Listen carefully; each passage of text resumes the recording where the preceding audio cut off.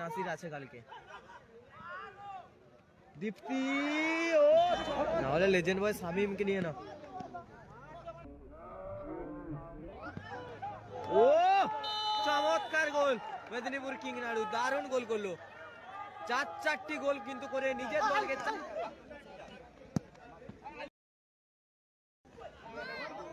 চমৎকার একটি গোল পরিশোধ করলো কিন্তু দীপ্তি। ফলাফল 4-1।